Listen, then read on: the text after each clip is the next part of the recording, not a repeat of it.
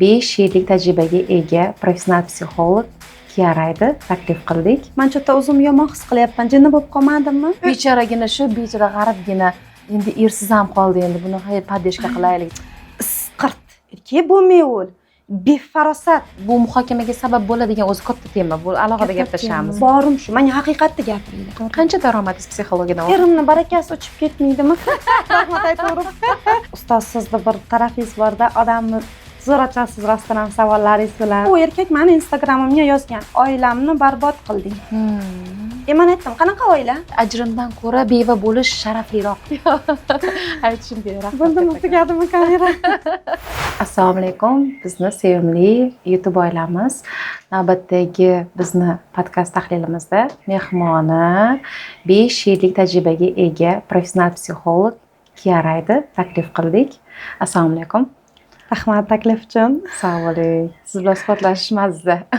Menimcha bugungi suhbatimizdan boshqalar ham mazza qilsa kerak. Aynan faoliyatga kirib kelishingiz, psixologiyaga kirib kelishingiz, mana shundagi kirib kelishingizga bo'lgan sabablar, yo'lingizni gapirib bersangiz qisqacha. Ustoz, sizda bir tarafingiz borda, odamni zo'r ochasiz rostdan ham savollaringiz bilan. Ana yuragidagi savolni topib oladilar-da, ustoz. Gapirgisi kelmagan odam gapirib ketadi. Yashab o'tilgan og'ir tajribalar olib kirgan. Nega degan savollar olib kirgan.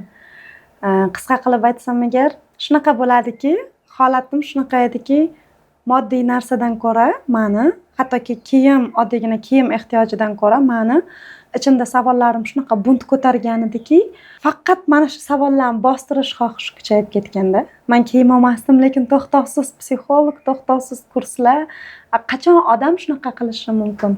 Qachonki o'zi chidab bo'lmayapti hech nimaga. Hech narsa ko'ziga ko'rinmayapti, na uy-joy ko'rinyapti ko'ziga, na pul ko'rinyapti ko'ziga. Faqatgina o'sha ichidagi savollari bosilib ichki xotirjamlikka kelsa bo'ldi-da. Demak, halovatsizlik ko'p bo'lgan sizda kirib kelgunizgacha. Juda stress, depressiya juda ko'p bo'lgan. Hatto shunaqa 2021-yil xuddi shunaqa gapirganman-da. Birinchi borganimda psixologda, amaliy psixologlarning varvnada bo'lganman. So'raganman. Men aniqlab bering, men juda o'zimni yomon his qilyapman. Jinni bo'lib qolmadimmi? Men savol shunaqa bo'lgan. Mutaxassisga berilgan savol, men jinnimanmi yoki normalniy odammanmi? Men o'zimni normalniydek his qilmayapman chunki yashagim kelmayapti, yasholmayapman. Sal jinniroqmanmi yoki aniqlab bering, sizlar-ku-da psixologmisizlar? Sizlarmi tashxis qo'yasizlar? deb kirib kelgansiz. O'zingiz klassik psixolog bo'lgansiz o'sha paytda. Albatta. U payt men o'qituvchi edim. Oddiy o'qituvchi bo'lgansiz. Lekin baribir zamonaviy psixologiyani yo'nalishi boshqacha-ku klassik psixologiyadan. Ya'ni klassik psixologiya xuddiki bosh og'rig'iga trimol dorini yozib bergandek oddiygina nazariy ma'lumotlar bersa, bunda endi ruhiyat bilan chuqurroq, odam emotsiyalari bilan chuqurroq ishlash ketadi-da baribir. Men buni unaqa degan bo'lardim. Master bilan, ya'ni o'sha klassik psixolog bilan ishlaganimda ularni oldida o'sha 1 soatda menda juda katta o'tishlar bo'lardi. Qalbim ochilardi, yuragim ochilardi. Hamma savollarim hal bo'lganda, lekin ular menga shunaqa kitoblarni berdilar. Tafakkur, xotira haqida kitoblarni berdilar-da. Siz tasavvur qiling, siz o'lishni xohlab turibsiz, hali yechilmayapti. Siz u kitoblarga qaragingiz kelmaydi, u mavzularni o'qiy olmaysiz. Keyin baribir shuni o'rgandik, izlandik. Institutda o'qidim, 2-institutda psixologiyada, darslarda bunaqa emas devorardim-da. Har bitta ustoz bilan tortishardim. Sizlar menga aniq javob bermayapsizlar. Yo'q, unaqa emas. Holatimni-chi shunaqa darajada uyat degan stereotiplar orqada qolib ketuvdi-da men uchun. Borimni ko'rsatardim, aytardim. Eshitsalaringiz ham haqiqat shu. Eshitmalaringiz ham haqiqat shu. Men borimni gapiraman.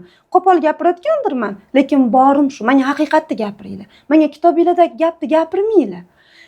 O'sha institutdagi men shunaqa tashakkurlik bildiraman. Professor ustozlarimiz unda siz bizdan qidirmang, biz o'qituvchi biz pedagog, psixolog biz faqat nazariya, siz частный psixologlarga murojaat qiling.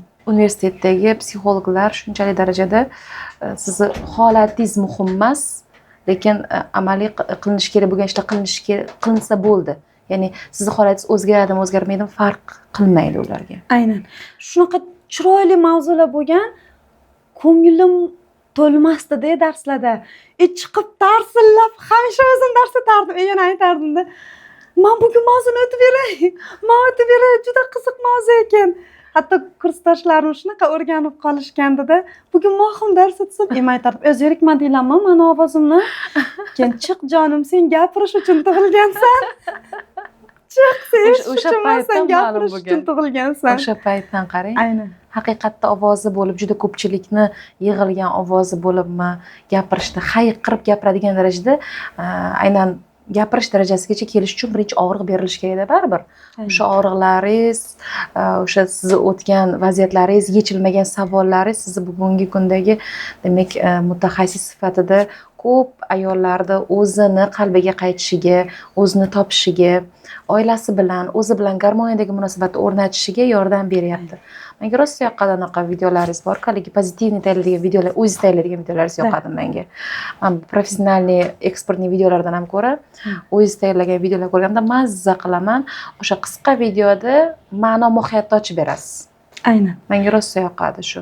Unaqangi lug'at ma'no mohiyatni ochib berish uchun ham odam ko'p narsadan o'tgan bo'lishi kerakda. Ustoz, bilasizmi, mana siz bilan ham tanishdik-ku o'tgan yili. Bilasizmi, mani shunaqa orqangizdan qolmasdan yugurdim-ku. Помните, o'sha paytda bittagina so'z yetishmaydi. Aslida hamma odam juda dono, hamma narsani bilamiz. Bittagina bizga podдержка va ishonch. Siz menga qilasan. Asalim, sen hamma narsani qila olasan deganingizda, kechalari uyqum kelmasdan men yozib chiqardim. Eslaysizmi shuni? Bu bu haqiqiy ustoz. Sizga reels qo'yganimda ham aytgandim. Mana shunaqa bo'ladi haqiqiy ustoz. Haqiqiy ustoz endi mana bunaqa psixologiya nima tushunmaydi, asliyat ilmi nima tushunmaydi, sevgi nima tushunmaydi, o'z ustida ishlash nima, nazariy bilim, amaliy bilim, haqiqiy yasham nima tushunmaydigan, endi topor harakat qilyapti, ochmoqchi, nimalardir o'rganmoqchida, siz uni kesib tursangiz, men bundoq qilibdi, siz aytgansiz. Oddiy gap bor-ku, bosavering, zo'r ketyapsiz. Mana shu narsa tortaverardi sizni oldingizga qarab. Shunaqa tortardi, chunki o'sha ishonch, o'sha himoyalanganlik hissi menga yetishmasdi. Bilasizmi, mana shuni o'zi ham, mana shu ishonch va himoyalanganlik hissini yetishmasligi travmasini men aynan institutda olganman. Gapirib oling shu haqida ham. Gapirib oling. Bor-da shu og'rig'im shu ustozlarga. Hamma aytadi bizani, hozir mana biz asliyat ilmida biza, asl bilimlar ilmi deydi yoki Merkaba ilmi deydi. Men buni ovozimni baralla gapirishdan qo'rqmayman men bu narsani. Chunki men bu yerda haqiqatni topdim-da, juda katta haqiqat. Hayotimdagi natijalarni o'zi bunga misolda. Menda bo'lmaganmi oldin xohish, magistraturada o'qish, doktorantura yoqlash, aspiranturada o'qish, men kartalar bilan ishlardim. Metaforik kartalar bilan ishlab, ilmiy ish o'zbekcha varianti yo'q-ku uni. Yoki ko'rganmisiz shuni? Ammo shuni balki hal qilarman kelajakda.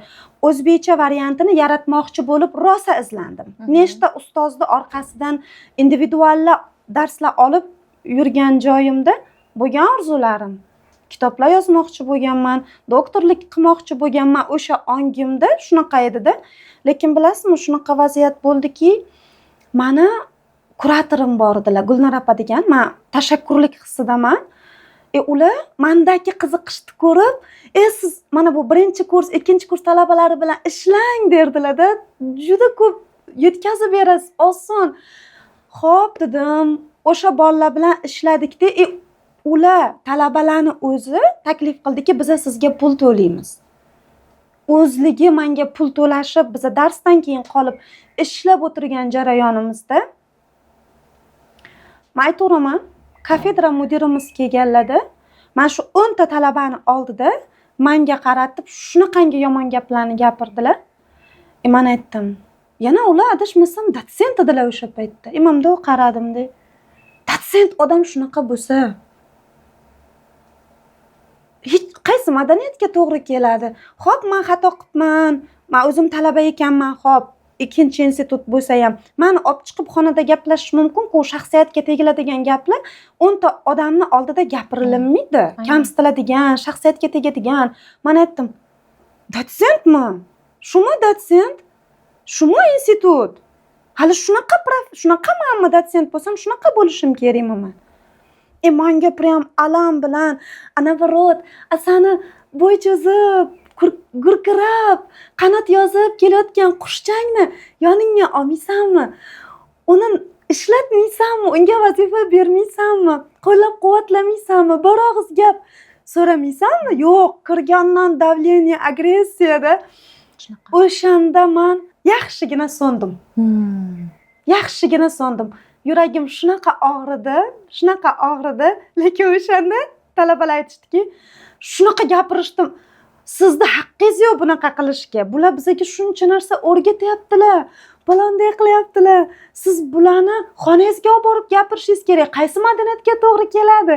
Sizni himoya qilib ketishdi. Aynan. Ularni eshitmayapti-da, ular kiyma. O'sha bitta muomala. Bo'ldi, auditoriyajon. Shunchalik ta'sir kuchiga ega Aynan. O'sha paytda. Men ham sizda aynan shuni ko'rganman-da, ya'ni odamni haligi xuddi mevani ham urug' payti bo'ladi yoki bo'lmasa daraxt bu o'sib chiqqandan keyin g'o'ra payti bo'ladi, pishgan payti bo'ladi. Sizga davay deganim pishganingizni ko'rganim uchun. Endi ommalashishga yetib kelgansiz, ko'proq ommalashishingiz kerak, ko'proq auditoriya bilan ishlashingiz kerak degandek qila olasiz deganman. Men yoningizdagilarda sizni darajangizdagi pishganlikni ko'rmaganman. Chunki odamni barbaligi qadriyatlari rol o'ynaydi. Nima uchun 100 ta odam ichidan bitta odam tanlab olinadi? Uni avvalo qalbi toza bo'ladi. U avvalo atrof bilan qanaqa gaplashishni biladi, o'zini eshitishni biladi. Ya'ni hamma tomon o'sha talabiy me'yorlar bor baribir. O'sha me'yorlarga to'g'ri kelsagina bitta odam sohib bo'lib chiqadi-da. Boshqalarda o'sha hasad uyg'onadi. Nima uchun? Men bo'lishim kerak edi, men loyiq edim degan narsa borligi uchun-da, lekin men sizda hech kim bilan o'zingizni solishtirishim ham yo'q. Ayniqsa unga milliy kanalga ko'rsatuvga borganimizda hatto aktrisaga iltimos qilgansiz-ku, lekin meni ustozim bilan rasmga olib desangiz, u hayronda. U bilan rasmga tushishadi o'zi, mashhur aktrisa, lekin siz men bilan rasmga tushaman deganingizga telefonni berib qo'yilgan. Bundoq qilib videoga ham olib bering, videoga ham olib bergan, rasmga ham olib bergan. Aynan. Odamni qalbidan joy olish bu pulga ham sotib olinmaydigan narsa-da. Aynan. Mana shunaqa ustozni topganda qo'yib yuborgim kelmagan, judayam bo'chi bir og'iz so'z yoki asalginam degan joyizda o'zida yoki amoxim hammasi o'xshaydi. Voy, nima bo'pti sizga bu? O'sha paytcha bo'ldi. Siz u odamnikisizda mana sevgi, shartsiz sevgi. Yana u paytda yuzingizda shunaqa gapirardingiz. Odamchi o'sha paytda sevgida erib ketadi. Qalbidagi og'riqlari yo'q. Ko'ziga boyagi eringiz bilan bo'lgan urush ham ko'rinmaydi. Men bu yerdagi hayotingizdagi muammolar ham ko'rinmaydi. Sevgini qudrati, shartsiz sevgini qudrati. Eng qiyin paytlarni hech kimni himoyasiz o'zingiz yashab o'tsangiz, bu men darsim bo'lgan albatta. Lekin o'sha ongimda meni miyamni portlatib yuboradigan stressli, og'ir vaziyatlar edi-da bu. Men buni bemalol ayta olaman. Turmush o'rtoq tomonidan sevilmaslik, istagan orzularingizda 0.1% amalga oshmasligi, kutgan narsangizda 0.01% umuman o'xshamasligi, qayta yiqilish, men o'ylayman, quduqni ichiga qayta tushib ketishga o'xshaydi-da. Va buni men o'zimcha aytganman. Do'zax dunyolarimni jannatga aylantirdim. Hech kim aslida do'zax bo'lmagan. Turmush o'rtog'im ham do'zax bo'lmagan, otam, onam ham do'zax bo'lmagan, lekin o'sha og'riq ongida men o'zimni xuddiki jarlikka o'tirgandek his qilardim, quduqni ichida. Bilasizmi, yaxshi ham bo'lgan. Ana shu yerda-ku men yaratuvchini his qildim. Mana shu yerda-ku men o'zimni kuchimni topdim. Mana shu yerda-ku men faqat Allohdan kutish kerak. Faqat yaratuvchiga ishonchda bo'lish kerak. Mana shu yerda-ku meni qanotlarim shunaqa kengayib ketdi. Shu darajada kengaydiki, og'riqda og'riq ko'ra olmaysiz. Alamda alam ko'ra olmaysiz. Nafratda nafrat ko'ra olmaysiz o'sha vaziyatda. His qilasiz. Faqat sevgi. Shuning uchun hozir aytaman. Keyaray deganda ikki yaray sevgi deb aytinglar mani. yoniga qo'shimcha qildik. Aynan. Ustoz tanlashda nimaga ahamiyat bergansiz? Mana buni zamonaviy yo'nalishdagi psixologiyani tanlashda. Haqiqatga ahamiyat berganman. Ungacha ko'p ustozlarni baribir Juda tekshirib ko'p. ko'rgandirsiz. Juda ko'p. Juda ko'p. Amaliy ustozlarda ham, klassik ustozlarda ham institutda 3 yil ikkinchi oliy ta'limda o'qiganimda rosa ko'p yurganman, aytyapman-ku. Nimaga bilasizmi? Uy ayolni qalbi. Amani uyimda shunaqangi muammolarim bor edi turmush o'rtog'im bilan. Farzandim bilan shunaqangi muomalalarim bor ediki, onaligimni his qilmaganmanmi? Rafiqaligimni his qilmaganmanmi? Uyim men uchun do'zax edi hattoki. Men faqat jamiyatda yuguraverardim shu. Uyimdan ko'ra ustozimning kabinetida o'tirishim kerak yoki borib institutda eshigini tagida sarg'ayib kutib. Nimaga? Chunki ulardagi suhbatdagi ma'naviy bo'shliq bor edi ongimda. Ruhiy yetishmovchiliklar bor edi va ular bilan suhbatda bu to'lardi. To'yinardim.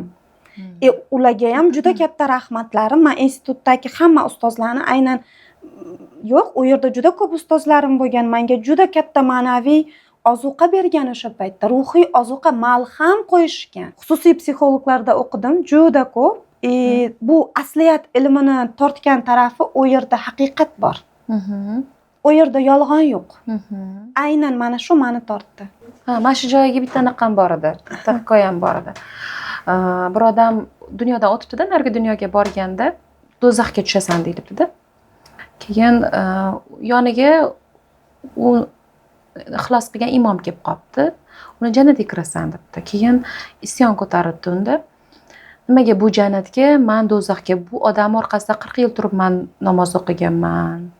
Desa, Xudo aytgan ekan, aqlni senga nimaga bergandim? Aynan degan gapni aytgan bo'lgan. Bu bittasi bo'lsa, men ko'rgan ruhiy uyg'otuvchi filmlar bor-da. Misol Doktor Strange degan kino bor. Aynan. U o'shani ustozi bor. Juda ixlos qiladi. Aynan uyg'onish ilmidagi ustozi bo'ladi-ku. O'sha lamalarning oldiga boradi. O'sha yerda ustozdan o'rganadi, ya'ni ko'zgu ortidagi dunyoni ko'rishni o'rganadi. Va o'sha kinolar biz fantastik deb o'ylaganmiz, lekin asli haqiqatlar ochib bergan-ku. Bitta zo'r kadri bor aynan o'sha filmni. Ya'ni ustozini chorniy magiyaga aloqador qismini bilib qoladi-da. Menda savol ko'tarilgan o'sha joylarda. Ya'ni haqiqiy ustoz sizni o'zingizni yo'lingizni topib, o'zingiz yo'nalishingiz bo'yicha yangi yo'nalishingizni yaratib o'zingiz orqali va o'zingiz mantiqan fikrlab, to'g'ri-noto'g'rini o'zingizni qalbingizdan o'tkazgan holatda aniqlashni o'rgatadi. Aynan. Ko'p ustozlar bo'lsa, o'ziga tobe qilib, mute qilib, yillar davomida yonida sudrab yuraveradi. Misol uchun, men o'zim ham har bitta kelgan shogirdimni o'zi mustaqil bo'lishi tarafdoriman-da. Kerak bo'lsa, meni xato qilayotgan joyimni anglasin. Chunki biz insonmiz, xato qilishga moyilmiz. 100% to'g'ri qilamiz degani emas hamma narsani. Biz yo'lda o'rganamiz, hayot yo'lida o'rganamiz, nimalardir xato qilamiz baribir, nimalardir to'g'ri qilamiz. Lekin ustoz endi bir qadam oldinda bo'lgani uchun aynan o'zining yo'nalishi bo'yicha to'g'ri yo'l ko'rsatadigan inson. Lekin u degani bu to'laqonli haligi gunohsiz, pok degani emas-da. Mana shu tushunchalarga o'sha joyda o'sha aynan o'sha kinodagi mana shu joyi meni ta'sirlantirgan. Siz nimaga u yoq bilan aloqa qildingiz desa, qaysidir joyda ular bilan ham kelishishim kerak edi. Ya'ni uni tortib ketib qoladi-ku, chorniy magiya qismi o'sha umuman uni tanasi bilan tortib ketib qolganda, Doktor Strange bundan buyog'iga o'zi ketish kerakligini anglaydi. Anglaydi. Ya'ni o'sha joydagi vaziyat uni, demak, to'g'ri yo'lda tanlab o'zim dalch ketishim kerak ekan degan xulosani beradi. Undan keyingi o'shaligi qahramonlar dunyoni qutqardi, boshqa kinolarda o'zlarini ochib berishgan. Va tushunganman. Men tan olgan san'at darg'asida bo'ladimi yoki bo'lmasa o'zini o'sha sohalar bo'yicha eng zo'r mutaxassis tan olgan ustoz darajasidagi insonlarni yo'nalishini ko'rganimda, hammasida xuddi shu narsa bor. Ya'ni shogirdni mustaqil bo'lishing kerak va o'zingni yo'lingni yaratishing kerak. Menga har doim bog'liq bo'lishing kerak emas. Men bilan maslahatlash. lekin san o'zingni yo'lingni yaratishing kerak degan narsani beradi. Siz tanlagan ustozlar ham bugungi kundagi o'sha ruhiy ustozlaringiz o'zingni yo'lingda ketishing kerak, o'zingni yo'lingni yaratishing kerak degandek yo'nalishlar berishadimi? Mani ustozim Safiriya. Mani ustozim Elshexina. Ularda ham yaxshigina o'qidim. Coachlar olgan ustozlarim bor. Juda ko'p unaqa o'tkazuvchi masterlar. O'tkazuvchi master deyman, lekin juda ko'p kurslarni men Safiriyada o'qiganman-da. O'zingni ichingdagi yaratuvchini uyg'ot. Qullik ongidan erkinlik ongiga, sevgi ongiga ko'taril. Mana shu g'oya bor u yerda. Inson ongi cheklovli-da. Cheklovlar bor, qo'rquvlar bor. Inson ongida vaziyatga nom berish bor. Inson ongida birlik ongi, tenglik ongi, sevgi ongi degan tushuncha yo'q. Inson ongida daraja juda katta, qo'rquv juda katta. Inson ongi qiyinchiliklarni sevadi. Qiyinchiliklardan maza qiladi. Men buni o'zim mijozlarim bilan ishlaganimda men shunchalar tushundim. Bo'ldi shunaqa voqea. Bir qizimiz bilan ishladik-da, mana 12 yillik oilada 6 yildan beri xotinni to'shagi alohida. Men aytaveraman bu gaplarni, chunki aytsam ham aytmasam ham bor bu. Buni ham kimdir gapirishi kerak-ku. 6 yildan beri to'shagi alohida. Ona shu darajaga kelib qolganki, bolasini uradi, o'zi kasal, to'xtovsiz doktorga yuguradi. Ular biza bilan ishladilar-da. 3 oy ichida 30 kilodan oshiq vazn tashadilar. Hech qanaqa fitnesssiz. Ong bilan ishlanganni o'zida shuncha o'zgarishdi. Chunki haqiqat ishlanilindi u yerga. Ichidagi quduqqa tushilindi. U ish juda buyuk ish, juda ilohiy ish. Bitta o'tirib ishlash uchun biz 7 soatlab vaqt sarfladik. 7 soat praktikada ongimizda shifosiz dasturlarni, shifosiz dastur, ya'ni otaga nisbatan og'riqlar, onaga nisbatan og'riqlar. Ota-ona degani bu turmush o'rtoq, bu ota, ona bu sizsiz. Ya'ni ota-ona bilan hamma narsa ishlandi, bu degani bo'ldi. Hayotingdagi baraka ham ishlandi, hayotingdagi mo'l-ko'lchilik ham ishlandi, munosabatlardagi sevgi ishlandi degani. Biz o'sha 7 soat nima qilamiz? Mana har bitta odamni ongida obraz bor. Masalan, turmush o'rtoq, u umuman boshqacha bo'lishi mumkin. Men turmush o'rtoq bilan O'zbekistondagi ayollar diqqatiga-da, men ana shu savol bilan murojaatga chiqaman-da. Siz turmush o'rtog'ingiz bilan oxirgi marta qachon qalban gaplashdingiz? Qachon unga atab she'rlar yozdingiz? Men aytdim-da, men nimaga sizga atab she'rlar yozmay qo'ydim? Nimaga ishdan kelganingizda yugurib chiqib bo'yningizga osilib olmayapman? Qani o'sha sevgilar? Men sizni sevib ekanman. Nima bor? Keling ishlaymiz o'tirib. Men xohlayman, men siz haqingizda kitob yozishni xohlayman. Chunki shunaqa insonligingizni bilaman.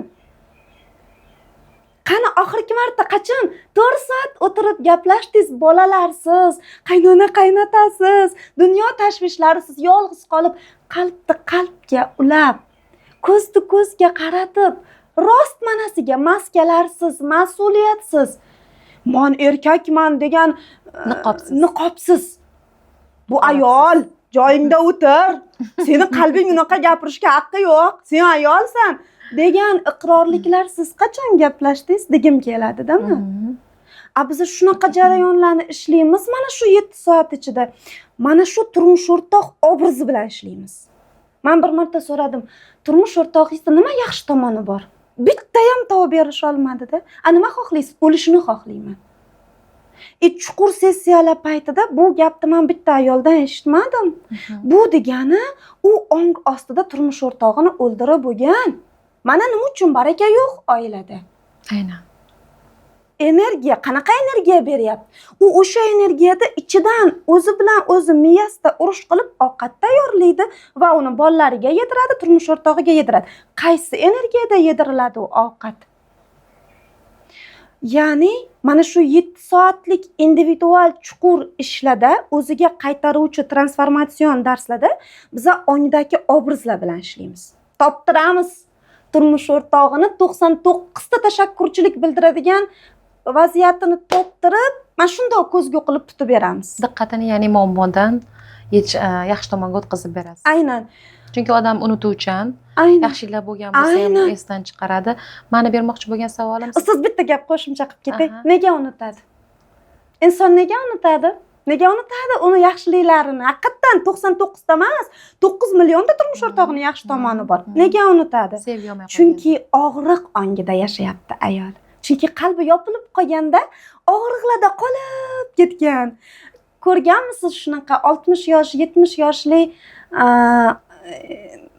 yoshi katta onaxon bilan otaxonni o'tirib rostmanasiga haqiqiy suhbatini eshitsangiz siz mani ikkita bolam bilan palonday qiluvdingiz balisadan olib chiqishga bormovdingiz og'rida qolib ketgan. nima uchun 60 yoshdagi ayol 65 yoshli erkakka 27 yoshida bo'lgan og'riqda haliyam gapiryapti chunki og'riqli dastur shifolanmadi sevgiga aylanmadi Eshitilinmagan. tashakkurlik hissiga kelinmadi aynan u vaziyat bo'yicha insonni o'zi bilan ishlashni hamma o'ylaydi ha praktika qildim ha yo'q bu 7 soat o'zingni ichingdagi quduqqa tushib ketib miyangdagi obrazlar bilan kelishib olish va hammada yaratuvchini ko'rish yaratuvchini sevgisini ko'rish men yaqinda bir diniy kitob o'qidim Alloh sensan degan eshitib chiqdim audio kniga u yerda aytilyapti Alloh hamma narsada mujassam unda qani Allohni ko'ra olganingiz turmush o'rtog'ingizda yoki farzandingizda nima uchun o'zimiz bilib bilmay bolamizni urib yuboramiz biz xohlamaymiz-ku urushni baqirib so'kishni xohlamaymiz-ku nimaga qilamiz nima bor nima majburiyat kuchi borki xohlamasak ham qilamiz xohlamasak ham shpaq ketdi nimaga nima bor mana shu darajada chuqur ishladikda biz u ayol bilan shunaqa transformatsiya bo'ldiki oilasida u erkak meni Instagramimga yozgan oilamni barbod qilding men aytdim qanaqa oila sizda mana bu qo'lingizdagi telefon bu sizga qadrli agar telefoningiz qotsa ishlamasa yoki o'chib qolsa yoki zaryad tashlab yuborsa bu telefon kerak-ku biz sirrazi buni darrov ustaga olib boramiz xuddi shunday to'g'ri emasmi bu ayol senga 6 yil yig'ladi nimaga u ayol eshitilmadi 6 yil bitta telefonchalik qadri yo'qmi u ayol o'tiring ishlaymiz hammasiga yechim bor endi uni o'sha o'zini qadrlashini avvalo oilada ko'rmagandan keyin ota-ona tarafidan ko'rilmaydi aynan bu norma deb biladi turmush o'rtog'ini qarshisida ham o'shaning uchun og'riqda yashaveradi ayollarimiz va men sizdan so'ramoqchi bo'lganim qanchalik tekshirgansiz bu bilimlar haqiqat bilan to'g'ri kelishini baribir siz o'zingizda tekshirib ko'rishingiz kerak 100% tekshirganman birinchi o'zida tekshirgansiz mana boshim mag'rur ko'tarib aytaman tekshirganman siz bunga guvohsiz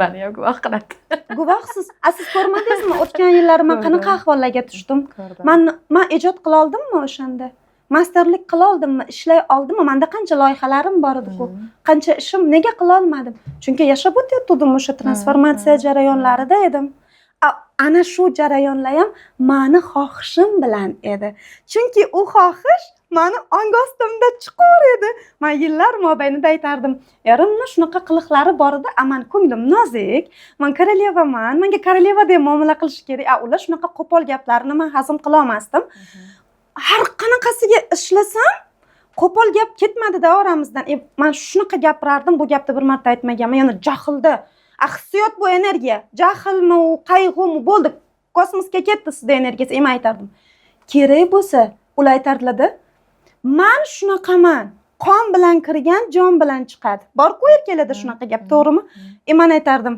kerak bo'lsa qoningizni tozalayman DNKingiz bilan shunaqa o'zgartiramanki men bunaqa muomalaga loyiq emasman man bu muomalaga loyiq bo'lmasligi uchun men mehnat qilyapman ko'rmayapsizmi nima mehnatlar qilayotgan man 8 soat uydan chiqmayapman mani yoshligim ketyapti go'zalligim ketyapti nima ichki dunyolarimdaman nima buni ishlayapman ayting nima qilay yana nima qilay siz ko'rsating sizku mani erkagim erkak sizku pir sizku odomato sizku men shu joyda yo'l yo'riq ko'ra olmayapman mana bu 10 ta metodni ishlatib ko'rdim sizda ishlamayapti yana men sizdan shu gapni eshityapman shunaqa gapirardim kerak bo'lsa geningni tozalayman qoningni tozalayman aynan kasal qildim balisaga yotqizdim 1,5 oy isham ketdi ishdan ham уже увольнение dedik o'sha onda, chunki 3 oy shunaqa bir og'irroq jarayonlardan o'tdik, biz rozi bo'ldik pulsiz qolib ketishga.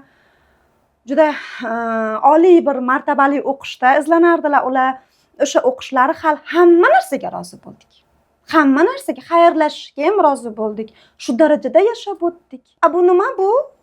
Ana shu meni darslarimni, meni hayotimda ishlagani va bu transformatsiya va buni men Fotiha endi unda u payt bilim yo'q edi-da bunaqa. Men bu payt bu asl bilimlarni bilmasdim. 70 marta Fotiha surasini o'qib, ketidan 40 martalab Yosin suralarini necha marta mana guvohda soatlab turmasdim joy namozi ustidan o'sha paytlari. Faqat so'rardim.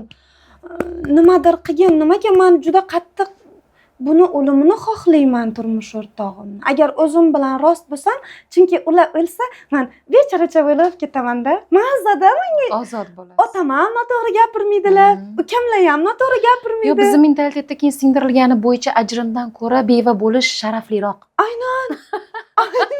Hech kim cheklov qo'ymaydi. Yomon bo'lmaysiz, yomon qiz bo'lmaysiz. Erkinlikdasan xohlasang. Bechoragina shu bechora g'aribgina endi ersiz ham qoldi, endi buni padeshka qilaylik deyshadi. Silovchilar ko'payadi boshingizdan ko'ra. Aynan shunday. O'shaning uchun ham ongsiz ravishda ayollar erini o'limini xohlaydi, yechimdan ko'ra. Endi u o'limini xohlash jarayonigacha u ota-onasidagiga murosasizlikni ko'rgan bo'ladi avvalo. Bu degani sen o'zingni erkak qismingni o'ldiryapsan degani. Aynan. Deganani emas, o'zingni bir qismingni o'ldiryapsan degani. Jonim, mana sizga, mana shu ayollarimizda bu ilm yo'q-ku. Ammo bu ilmlarni ongostimni tubiga tushaman degunimcha, mana men uydan chiqmadim. Ishonasizmi? Hozir gapirsam og'riq ko'tarilyapti. Bolamni maktabiga olishga boraman, как будто men ayol emasman. Sochlarim mo'y, shu darajada transformatsiya ketyaptiki, yuvinishga-da kuch yo'q. Tushunmayapsan. Yo'q, shuni ham men xohish yo'q yuvinishga. Sochim shunaqa mo'y, katta kurtkani kiyaman. Chunki to'xtovsiz yozaman, chizaman, ishlayman. Bir kunda sochim mo'ylanib ketadi. Chunki oldin men sochim rosa uzun bo'lgan, men bir haftada bir soch yuvganman. Men bunda uzun bo'lganda sochim shunaqa transformatsiya paytida bir kunda o'sha siz tanib bo'lmaydigan holatga kelasiz. Ana kinolarda ham ko'rsatib berishgan-ku, bir kunda sochlari oqarib ketgan. O'z ustida chuqur ish degani ana shu. O'sha holatda men bolamni maktabdan olishga boraman-da. Shunday kepkani bostirib olib, shunda sochim bilinmasin yo'qligi. Men mana shu narsalarni yashab o'tib, shuncha o'qib, bitta kursimni ustida bitta kurs, bitta praktika meni ichimda 5 ta bosqichdan o'tadi. Qay darajada sifatli ishlanadi endi u his qiling meni hozir. Ko'proq emotsional holatga qaratilgan ekan, ongda holati va emotsional holatni yechishga. Kursiz dasturi. Unaqa desam, men kurslarimni kuchini qirqib qo'ygan bo'laman, cheklab qo'ygan bo'laman. Meni kerak bo'lsa DNK'mdagi og'riqlarni shifolaydigan ilmlar bular. Men buni o'zimni hayotimda, men otamda, men onamda ko'ryapman. Meni otamda hozir shuncha o'zgarish, meni onam, meni singillarim hozir o'z ustida ishlashga o'tib ketgan. Bizda o'sha g'iybat yo'q. Biz faqat rivoj haqida gaplashamiz. Rostdan ham shunaqa. Zo'r. Oilani o'stiryapsiz. Aynan. Men aytyapman, bu meni DNK'mda, o'zingiz bilasiz, men mashina ostida ishlasam, otam mashina oladi. Endi men ostida ishlasam, singlimlar oladi. Bu yerda juda katta ilmlar. Nega ishlayman, bulardan natija bo'ladi deb. Bu yerda juda katta ilmlar borda, u ilmlarni tushunish, anglash, his qilish, uni hayotida qo'llab ko'rish uchun siz mana shu darajada Einstein haqida eshitgandim-da. Einstein sochini kalga oldirib tashab, o'zining tajribalarini ustida ishlagan ekan. Uydan chiqmaslik uchun kalga oldirib tashlagan ekanda sochini. O'zini cheklash uchun. Aynan. Men xuddi shularni yashab o'tdim. Uy qamog'iga ichimdagi quduqqa tushib faqat yaratuvchi bilan gaplashdim. Ya'ni erkak o'shanda sizni urishsa ham, qaraysiz-da yaratuvchiga, demak urushadigan nimadir qildim. Ko'rsatib bergan meni Xudoyim. Sen-ku hozir erim orqali menga gapiryapsan. Lekin norma hayotda, mana siz ruhiyatda o'sib ketgansiz, ruhiy ilmlarda. Aynan. Norma hayotda bu jinniroqmi deb qarash borda, lekin asl ochilish o'sha jinnilik qismida ekanligini bilishmaydi, qochishadi, qo'rqishadi. Jinniroqmi deyish. Chetdan qaragan inson, ana inson ongi vaziyatni bilmasdan turib 10 sekund ko'radida bo'ldi, xulosa qiladi. Jinni deb obraz mana inson ongi. Inson ongini men nogironlik ongi deyman. Cheklov ongi deyman, qo'rquv ongi deyman, qiyinchilik ongi deyman. Inson ongi men uchun shunaqa. qiyshaytirib ko'rsatiladi vaziyat. Shu haqida ham bitta qisqagina tajribam bor, xolis men aytaman shu haqida. Yo'ldan o'tib ketyapman, kafening oldida bir erkak o'tiribdi-da. U erkak pivo ichib o'tiribdi-da. Shunaqa noqulay o'tirgandan orqa tarafi ko'rinib o'tiribdi-da. Mana shunday qaramdi. Isqirt, erkak bo'lmayol, befarosat, bich, alkash. Sразу to'xtadim. To'xta, master. Psixolog nima bo'lyapti seni ongingda? Bordim, izimdan qaytib, men vaziyatni o'rganmoqchiman. Ammo 10 sekund ko'ryapman-da, o'zimni ongimda u inson kim? U erkak, u odamat, u yagona yaratuvchini yaratig'i. Ammo unga hozir qancha haqorat qilib tashladim? Miyamda qanaqa silkib tashladim men uni? Sразу ana psixolog kerak yoqildi. Oldiga keldim, bilmoqchiman. So'rasam, vaziyatni o'rgandimda, hech qanaqasiga ular alkacham emas ekan, becham emas ekan. Ular o'zini opasini Hindistonga davolatib, ana mashinalarni sotib, fura haydab yurgan haydovchi ekan. Mani ongimdagi buncha nafrat qayerdan? Hurmatli kuzatuvchilar, qayerdan buncha nafrat? Kimni ko'rganman shunaqa o'tirgan, yomon holatda, mana shunda pivo bilan orqasi ochiq holatda o'tirsa, alkash deyiladi. Qachon ko'rganman, kim singdirgan? Mana shu yerda mohiyat. Inson ongida biz vaziyatni aslicha ko'ra olmaymiz. 10 sekund ko'rgan qismimizdan taq 90 ta ayblov, 90 ta haqorat ketdik. Mana inson ongi, ya'ni vaziyat asliyati ko'rilmaydi-da, qiyshiq ongda, qiyshiq nazarda qaraladi vaziyatga. Ammo to'xta qani deb o'zimga qiziq bo'lib ketdi-da jarayon. Borib gaplashganimda opasini Hindistonga etib davolayotgan qanaqangi odam atov kishi, shuning uchun mehnat qilyapti. 2 sutka men uxlamaganman deyaptilar. Haqqi yo'qmi? 2 soat uxlamagan erkakni bittagina pivo ichib charchog'ini chiqarishga. Ammo inson ongida qanaqa so'kib ketdim, bichga chiqarib qo'ydim. Bu meni programmam. Bu meni ongostimdagi programmam. Bu meni yashamlarim. Bu meni ongimdagi erkaklarni obrazi. Endi jamiyat orqali singan, qarashlar orqali shakllangan tushunchani ko'tarilishi desak ham bo'ladi. Aynan. Lekin inson ongi yoki yaratuvchi ongiga ajratish qaysidir ma'noda men to'g'ri deb hisoblamayman. Insonni shunchalik mukammal qilib yaratganki Xudoning o'zi, uning ichida butun koinotni jamlab yaratganda, ya'ni uni kengayuvchan, rivojlanib boruvchan, o'sib boruvchan, o'zgarib boruvchan qilib yaratganda, bu muhokamaga sabab bo'ladigan o'zi katta tema. Bu alohida gaplashamiz. Aytsak ochilib ketadi, juda katta tema. Bu bo'yicha alohida gaplashish kerak ekan. Aynan shu bilimlaringizni auditoriyaga yetkazishda, ommalashishda bugun ijtimoiy tarmoqlarda qanaqa faoliyat olib boryapsiz? Mani hozir yosh bolam bor. Mani oilada vazifalarim bor. 5 ta vazifa. Ayollik vazifam bor, onalik vazifam bor. Mani turmush o'rtoqlik vazifam bor, ayollikdan tashqari. Mani mutaxassisligim, men hozir shularni garmoniyada ushlab turyapman. Qolgan vaqtimni ishlayapman. Menga bu massa. Chunki o'zimni o'rnimdaman. Erim bilan sevgim bor. Farzandlarim bilan sevgini yaratib oldim.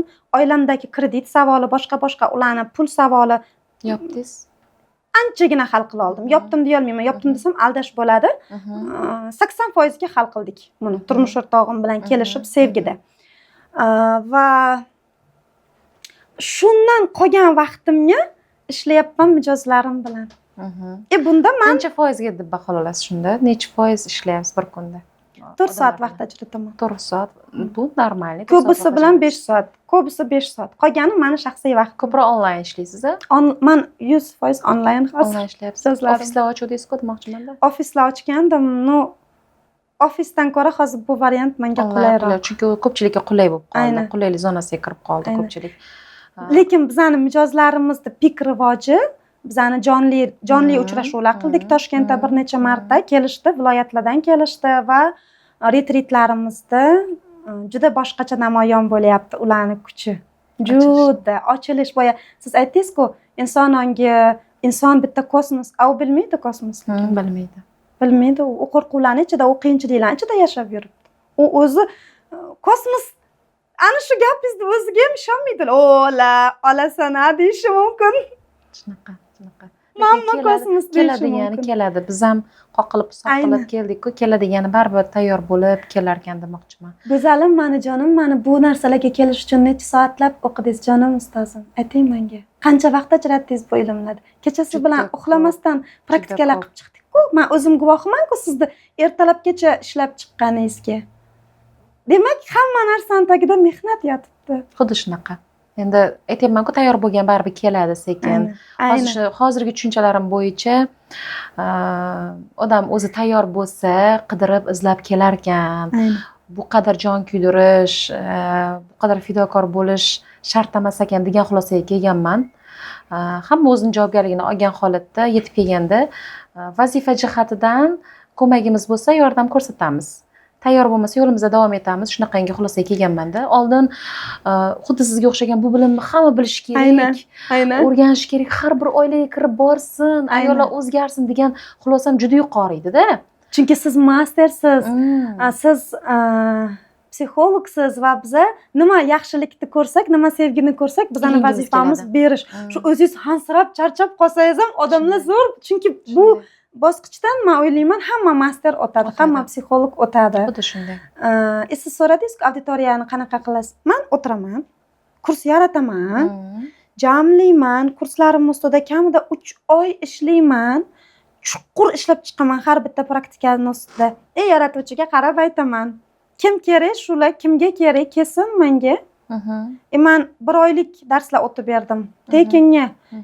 Aynan o'shandan keyin mani izlaganlar, men sizda Xudodan so'raganman deb mas'uliyatni bo'yniga olib, pul to'lab yozildi. Ya'ni u yerda meni manfaatim bor. Men ularni balansga kirgizyapman, ilm beryapman, balansga kiryapti deb shuni ongi ochilib, ular menga pul to'lab yozilyapti. Meni auditoriyam hozir xuddi shunaqa auditoriya. Qancha daromadingiz psixologiyadan o'rtacha?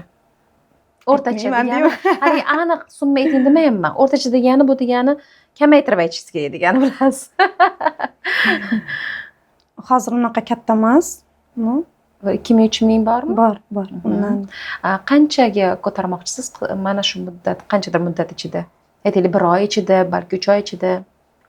Bu savol haqida o'ylab ko'rmagandim to'g'risi.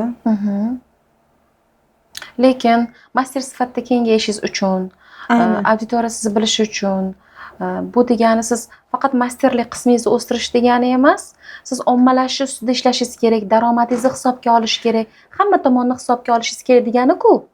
Ustoz, bilasizmi, hozir menda blogrup, hamma narsa bor, studiya ham bor, hamma narsa bor. Menda xohish yo'q. Bu nimadan? Judayam emotsiyaga o'tib ketganingizdan, hissiyotga o'tib ketganligingizdan. Men shu davrlarda 2020-yillarda yashaganman-da. Faqat duxovniy psixolog bo'lib qoldim, qalb psixologi bo'lib qoldim-da, moddiyatni esdan chiqardim. O'sha paytda meni uyg'otgan narsa nima bo'ldi? Bitta skоворodka bo'ldi. Bitta skоворodkang yo'q. Moddiyatingni hal qilmayapsan, ya'ni biz hamma tomonda balans topib ketishimiz kerak-ku. Sen faqat ruhiyat, meni holatimga bog'liq, faqat holatim bilan hisoblashim kerak desang, nega yashab yuribsan degan savol berganman o'zimga. Men ham xuddi shu savollarni berdim. Men oxiri bunaqa dedim. Pulni erim olib kelib bersin menga, men pul uchun ishlamay. Bo'ldi уже. Shundan keyin aytdim men, agar men tayyor bo'lsam, Xudoyim berdi-ku, Xudo menga o'zini his qildirdi-ku. Agar men tayyor bo'lsam, menga o'sha 600 auditoriya keladi. Jonli auditoriya, jonli treninglar hammasi men so'radim. Oson va yengil kelsin. Hozir menga nima qulay? Hozir men qulay muhitda o'tiribman, uyimda maza qilaman. O'sha mijozlarim bilan ishlayman. Hozir menga ko'proq qiziq bo'lib ketyapti. Chet el retritlar. Men rosa katta, chunki chet elda odam umuman boshqacha ochilar ekan. Individual ko'proq. O'zim kuchim yetadigan auditoriyani olib ketib, aynan pul to'lay oladigan, masalan, 100 ta odamdan emas, o'shani bir 10 ta odamdan olaman-da, o'sha summani 10 ta odamga men chotki orqaga qaytmas natija qilib bera olmayman. Bunga 100% ishonchdaman. Menga hozir mana shu loyihalar ustida ko'proq ishlayapman. Ochiqman, qolgan hamma narsaga koordinata berib qo'yganman, kelaversin. Lekin aynan pul savolini men erimga topshirib qo'ydim. Menga ham kelsin, qanaqa kelsin? Sevgida kelsin, sevgida bir qiyinchiliksiz. Hozir men o'ylab ko'rdim-da, ularni men hozir bu narsalarga yugursam, men hozir onaligim, yosh bolam bor-ku. Onaligim qolib ketadi, o'g'lim oldida ko'p bo'la olmayman. Turmush o'rtog'imga ko'p vaqt ajrata olmayman. Buni biz ular bilan gaplashib oldik. keyin ular aytdilar bo'ldi tamom ish uchun anaqa ishonchim kuchli bo'lgani uchun manda ham shunaqa ko'p tipirchilash bor edi hozir yo'q unaqa tipirchilash yo'q bu tipirchilash ma'nosida emas ya'ni daromadingizni o'sish qismi sizni testosteron gormoningiz oshishiga boshqaga emas baribir как bu sizni biznesingiz bu hatto Hadicha onamizni ham o'zlarini bizneslari bo'lganda misol uchun u narsalar javobgarligidan kelib chiqqan holatda sizga berilgan mas'uliyat bor Xudo tomonidan berilgan o'shandan kelib chiqqan holatda buni hisobini olish ma'nosida aytyapman siz oila boquvchisi sifatida o'zingiz ehtiyojlaringizni o'zingiz qondiradigan sifatida emas mayli eringiz qilaversin o'zini imkoniyati darajasida lekin siz faoliyatingizni kengaytirishingiz kerak-ku faoliyatingizni kengaytirmasangiz ham o'sha javobgarlik olib bo'ldingiz bilim oldingiz degani avtomatik javobgarlik yuklandi degani birinchi marta man gapingizda bo'ldim ustoz birinchi marta qo'limda katta summalar aylantirdimda shu aynan psixologik faoliyatimda bu mani tajribamda birinchi marta yaxshigina $6000 summalar aylantirdim man aytyapman xuddi shunaqa oson va yengil kelsin man qilmayapman deyolmayman qilyapman balki shu uchun mani chaqirdingiz ishlagandirman buni ustida aytmoqchi bo'lganim bir haligi 10 hissaga daromad oshishi bo'yicha birinchi o'rinda biz mana o'zimiz ham odamlarga maqsad qo'yishni niyati to'g'irlash bo'yicha aytamiz-ku avvalo niyatdan boshlanadi o'sha niyatlaringizni ongingizga ko'rsatib aytyapsiz koordinatalar beraman deb koordinata berish bo'yicha shu qism moddiy qismga ham urg'u berasizmi endi moddiyat pul bu bizni harakatlarimizni mevasida shunaqa deb qarashimiz kerak u bizga motivatsiya beradi oldinga ketishga yana sizni ijodingizni yana ham ko'proq targ'ib qilishga yana ham o'z ustingizda ishlashingizga baribir moddiyatga bog'liq aynan ustoz man xohlayapman hozir вот mana manda kuch bor balans bor shuncha ilm bor man koordinata berib qo'ydim aynan ongimga yagona yaratuvchidan so'rayapman mani oldimga kelsin hamkor tashkilotlar man tayyorman jonli treninglar o'tishga viloyatlarda safarlarda bo'lishga tayyorman beringlar menga takliflar kelsin so'rab buni ustida ishlayapman o'zingizdan qanaqa takliflar bo'lyapti o'zimdanmi auditoriyasi bor tanishlaringiz bilan kollaboratsiya qilish bo'yicha mana hozir bizni ham hamkorligimiz bu sizni yana auditoriyangizga plyusga ishlaydi shunga o'xshagan tanish auditoriyasi borlar ichida demoqchiman qanaqa o'zingiz harakatlar qilasiz nima uchun aytyapman bu narsani mani o'zim ham xuddi sizga o'xshagan menga taklif kelsin deb kutib o'tirardim lekin yaqinda milliy kanalda Chirchiyoyda bo'lib qoldim o'sha kuni men borgan kunim juda mehmon ko'p bo'lib ketib qolibdi-da bu narsaga 2 marta 3 marta guvoh bo'lganman bu oxirgi guvoh bo'lganim chiqayotganimizda shu yerdagi assistent qizlar aytishyaptiki Oybarshin opa juda xijolat bo'ldim bugun mehmon ko'payib ketdi 2 kishilik mehmon bor paytda alohida sizni chaqiraman men xafa bo'lganim yo'q ya'ni men kam gapirganimdan xafa bo'lganim yo'q menga atmosfera yoqdi mayli deb oldingi safar chaqirishganda uxlab qolganim uchun xijolat bo'lib bordim Otabek Mutalxo'jayev kelgan ekanlar bir kun shaharda bo'laman bir kun Toshkent shahrida bo'laman shu fursatdan foydalanib mani chaqiringlar deb o'zlari taklif qilganlar yana ko'ryapsizmi ya'ni o'zini targ'ib qilish uchun o'zidan harakat beryapti bo'lmasa taniqli inson ommani nazarida doimiy e'tibor markazida bo'lib turish uchun odamlarni xotirasidan o'chib ketib qolmaslik uchun ham ularda doimiy harakat borligini tushundim keyin aytdim mani shuncha imkoniyatlarim va aktivlarim bor shuncha taniqli insonlardan hamkorlarim bor lekin men o'zim taklif bilan chiqishga qaysi joyda g'ururim yo'l qo'ymas ekan buni faoliyatni kengaytirishda g'ururni chekiga olib tashlab turib aksincha o'zim taklif bilan chiqishim kerak ekan degan xulosani Otabekdan oldimda men o'sha ko'rsatuvda menga bir dars bo'ldi demoqchiman xuddi o'shandek xuddi sizdek fikrlardim menga tashqaridan imkoniyat kelsin mani so'rashsin men xohlayapmanmi xohlaganimni o'zlariga yetib boradi teleportatsiya bo'lib yetib boradi o'zlari aloqaga chiqardirdim shunaqa bo'ladi lekin o'zimiz tomonidan ham harakat kerak ekan biza ommalashish loyihani ishlab chiqqanmiz hozir tayyormisiz degan loyiha shuni televideniyega aytib qo'ydik lekin hali chaqirishmadi keyin bir ikkita blogerlar bor biza bilan ishlashmoqchi bo'lgan podkastlar qilmoqchi bo'lgan hozircha shu boshqa hech bu narsaga ahamiyat qaratmadim chunki bilimlaringiz bebaho bilimlaringizdan ham ko'ra yashamlaringiz yashab o'tgan yo'lingiz men sizni qalbingizni bilaman sizga o'xshagan haqiqat tilida borini bordek qilib chiqarib beradigan masterlar juda kam boqim o'sha paytda ham shuni ko'rganman uyg'oq ruhni uyg'oq qalbni ko'rganim uchun gazini bosishingiz kerak, ommalashtirishingiz kerak deb aytganim shunga. Bugungi kunda haqiqiy mutaxassisga ehtiyoji juda ham katta auditoriyani. O'sha xom gaplardan ko'ra pishgan, odamlarga natija beradigan, hayotini o'zgartiradigan bilimlarni targ'ibotini qilmasak, kechagina ko'rib qoldim, bitta issiq sovuvchi xotin Facebookda mana kimni o'ldirmoqchi bo'lsangiz deyapti, kimni boshqa qilmoqchi bo'lsangiz, mana bunaqa qiling, bunaqa qiling deb, hatto u shaxsiy brend yurgizyapti.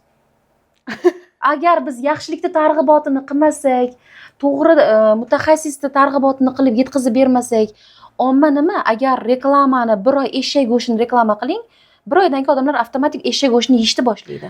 Targ'ibotga qarab. Aynan. O'shanga aytyapmanki, biz yaxshilik targ'ib qiluvchilar, to'g'ri yo'lda ko'rsatuvchilar orqada ketyapmiz targ'ib qilish bo'yicha. Siz aytgandek, holatim to'g'ri kelmayapti deb o'tirsangiz, ana shu uchun ustozsiz-da. Ana shu uchun ustoz deb tanagan bo'lsa juda oqsayotgan qismimizni shundoq ko'rib deysiz-da. Ana buni ishlash kerak-da. Shu o'rinda juda chiroyli gap gapirdingiz-da. Bilasizmi, bir qiziq voqea bo'ldi-da. Aynan shu ayollarga tegishli voqea, juda qiziq voqea. Mani psixologligimni biladigan bir tanishim bo'lardi. Srochni yig'lab meni chaqirdi. Bordik uyiga. Ana kichkina beshikda yotgan bolasi ham ko'ziga ko'rinmayapti, urib yuboryapti bolasini. Shu darajaga kelib qolganlarda. Shunaqa qo'rqib gapiryapti-da. Bilasizmi nima bo'libdi? Psixolog nomi ostida ularni aldagan ayoldi. Buni aytish qanchalik to'g'ri bilmadim, balki kesib tashlarsizlar. Yo'q, to'g'ri. Psixolog deb turib aldaganda u ayoldan foydalangan. Unga eri 24 soat ishda ekan, erlari как раз organda ishlaydi, oilaga vaqt deyarli ajratmaydi. Bu haqiqat. Va bu ayol o'sha sevgi istab, mehr istab, psixologman degan bolaga har xil rasmlar jo'natgan. Har xil rasmlar, o'zingizlar tushunaveringlar qanaqa rasm ekanligini. Erim bilib qolmasin, menga pul so'rayapti. Kim pul to'lab qilgan? Yana psixologman degan. Erim bilib qoladi, iltimos yordam ber. Shu darajada gapiryaptiki, meni oldimga tiz cho'kib, qo'rquvni qarang, qo'rquv insonni qanaqa boshqaradi. Xohlasangiz men tiz cho'kaman, nima desangiz qilaman. Shunaqa jazavadaki, beshikdagi bolasini siltab urib yuboryapti-da qo'lidan. U beshikdagi bola 3 oy emas. Men hammasi hal bo'ladi. Hammasi zo'r. Nima qilasiz? Tashlab keta olmaysiz. Mana bizga o'zidan o'zi qidirib keladi-da shunaqa vaziyatlar. Ishladik. Men telefon qildim, aytdim, hokimiyatda ishlaganim zo'r. Joy-joyiga yozaman deb shunaqa xatlarni. Account delete account bo'lib ketdi. Ana 1 soat ichida shuni ustida ishladik, delete account. Men aytdim, "Men shunaqa tanishlarim bor, biz sizda nimangiz, nomerlaringizni hammasini milliydan ko'rsatamiz. Nega qalloblik qilyapsiz? Menga psixologman degan joyi tegdi. Psixologman deb turib, aldab-suldab ayolni ko'ngliga kirganda, unaqa rasmlarni olib, rasmlaringni tarqataman deb pul talab qilyapti. Talonchilikmi bu? Xo'p, bosti bo'ldi. Qo'rquv oldida meni uyimga 10 marta voy hammasi normal, erimga aytib qo'ymang. U vaziyat yopildi. Endi qo'rquv erimga aytib qo'ymang. Ammo seni ering tanimasam nima ishim bor seni ering bilan? Bu vaziyat o'tdi. Kundan kun yana chiqdi-da, men sizni darsingizda o'qimoqchiman. Men aytdim, o'qing, va mana shuncha pul bo'ladi. Javobni qaranglar sizlar. Javob mana bunaqa bo'ldi. Agar men erimni menga ro'zg'orga deb atagan pulidan o'sha payt 500 mingga ishlardim-da, men yig'ib 500 ming qilib olib kelsam, uyimdagi barakani o'chirmagan bo'lamanmi? Erimni barakasi o'chib ketmaydimi? Asan men aytdim, "Asan unaqa rasmlar tashlayotganingda eringni barakasi haqida o'yladingmi? Kechasi bilan gaplashib, audiolar yozila olingan payt qani nega o'ylamading barakani? Nega ilmga kelganda o'z ustida ishlash, chunki bu mehnatda. Chunki bu mas'uliyatda. Nega baraka kelyapti bu yerda?" Men aytdim, "Men seni o'zingni jarayonlaringga topshiraman va men seni jarayonlaringga hurmatdaman. Iltimos meni bezovta qilmang boshqa." Ana shu bitta ilmsizlikning misoli emasmi? Ilmsizlikning misoli. Aynan shunaqalarga, mana misol aytyapsiz-ku, xuddi shunaqangi murojaatli yoki mehnatingiz singandan keyin ilmni to'lovini qilishi kelganda o'ylanganlarga men aytganman, faqat udar beruvchi shu og'rig'iga uradigan kontent ko'proq tayyorlash kerak ekan degan xulosaga kelganman. Nega? Misrga borganimizda biz qaytishimizda bitta klient chiqyapti. bugun ko'rishmasam bo'lmaydi siz bilan deb chiqyapti-da. Man endi kelyapman sayohatdan, dam olishim kerak desam, yo'q ko'rishmasam bo'lmaydi deb kelib konsultatsiyaga shunday to'lov qilyapti. To'lig'icha hech qanaqa so'roq savolsiz o'zida aybdorlik hissi ko'tarilib ketgan. Aynan qizlik davridagi o'sha mani kontentim tekkan joyi qanaqa bo'lgan. Ba'zi bir ayollarni ko'pgina erkaklar bilan o'tadigan sinovi bor degan joyim uni teshib yuborgan. O'sha uni to'lov qilishgacha olib kelgan. Shunda tushunganmanki, xulosa qilganmanki, biz bu yoqda rostdan ham ezgulik taratuvchisimiz, odamlarga ko'proq yaxshilik ilinamiz, lekin odamlarda ongi har xil mohim. Odamlarga yetib borishi uchun sizda og'rig'iga kirib uni yaralab yuboradigan, uni o'tirg'izmasdan oldingizga olib kelib qo'yadigan sizning gaplaringiz bor-da. Mana shunday kontentlarni tayyorlab odamlarga yetkazing. Odamlar sizni kontentlaringiz orqali, shu video reelslaringiz orqali, YouTube'dagi darsliklaringiz orqali ko'rishsin va xato ketayotgan joyini anglasin-da, hech bir muhokamasiz o'sha aytayotganingizdek barakasi uchmaydimi deydigan savoli ko'tarilishiga hojat qolmasin. Aynan sizni ijtimoiy tarmoqlaringizni rivojlanishi, bilimingizni ommalashtirish sizga yengillik beradi bu tomondan. Aynan. Qimmat psixologlar bor bugungi kunda, o'zingiz bilasiz kimlarligini. Qimmat psixologlar bor, qimmatli. Ularni asosiy yutug'i bu tomondan ular ko'proq kontentga urg'u beradi. Aynan. O'zini shaxsini ustida ishlashi yoki odamlarga ko'mak berishdan ko'ra bir qanaqangidir kurslar yaratib qo'yishgan. Bugun bozorda psixologiya zo'r ketayotganidan foydalanib, infobozor rivojlanayotganidan foydalanib, lekin odamga rostdan naf beradimi, yo'q bilmayman. Shunaqa psixologlar beraman, bilaman. Prof kursi $5000 da. $10,000gacha oladiganlari bor. Nimadan kelib chiqib? Kontentni ustida zo'r ishlagandan kelib chiqib. Shuning uchun aytmoqchi bo'ldimki, komandangiz aytyapsiz, komandam shakllangan, xohlamayapman. Yo'q, sizni o'sha xohlamayotgan qismingiz ana o'sha joydagi shuncha mehnat qilib turib, to'lovi kelganda o'ylangan joyda kasbingizga bo'lgan muhabbati tushiradi. Bular hali tushunib kelishi bor ekan, anaqa yetib kelishi bor ekan, o'zim bilan ishlay qolmoqim deb yana javobgarlikdan qochasiz siz o'zingiz ham. O'shanaqa ko'tarilmasligi uchun kontentlar bilan ko'proq ishlang degan tavsiyani bergan bo'lardim. Yaxshi ko'raman, siz bilasiz, yaxshilarga ilinaman. Bugungi suhbatimiz rosa manfaatli bo'ldi deb o'ylayman. Ko'pchilik uyg'onib qoldi bugungi suhbatdan keyin. Sizni o'zlari izlab topishsa ham kerak. Videodan keyin. Rahmat ustoz. Bitta murojaatda yaxshi ko'raman-da. Xudo, o'zing Xudodan so'raganlarni oldimga olib kelib ber deyman-da. Men ham Xudodan so'ragandim, mana ustozdan olib kelib berishdi. Siz menga ko'rsatib berdingiz aynan qaysi joylarimni. Juda katta bugun maktab bo'ldi men uchun bugungi suhbat. Tashakkurlik hissidaman. Yaratuvchidan faqat sevgi ilinaman sizga. Shunchalik oilangizdan ortib, farzandlaringizdan ortib, rivojlanishingizga xizmat qilayotganingiz, harakat qilayotganingiz bu juda katta narsa. Avvalo, undan tashqari endi odamlarni o'sishiga yordam berayotganingiz bu tahsinga sazovor. Men bunaqa ayollarni tirikligidayoq o'ziga haykal qo'yayotgan ayollar deyman-da. Chunki oson narsa emas bu narsa, o'zim bilaman ayol sifatida. Bugun vaqt ajratib kelganingiz uchun alohida rahmat aytaman. Xijolat qildingiz. Rahmat aytaverib. Yo'q, aytishim kerak. Rahmat. Bo'ldimi, tugadimi kamera? Rahmat. Sizga rahmat. Sog' bo'ling. Mazza qildim. Mana o'zim. Вообще mazza qildim. Doim siz bilan mazza qilaman o'zi. Doim mazza hissi bor. Qalbingiz ochiqda. Buni ustida hali gaplashamiz bo'lmasa siz bilan. Siz vaqtingizni olmaylik bo'lmasa.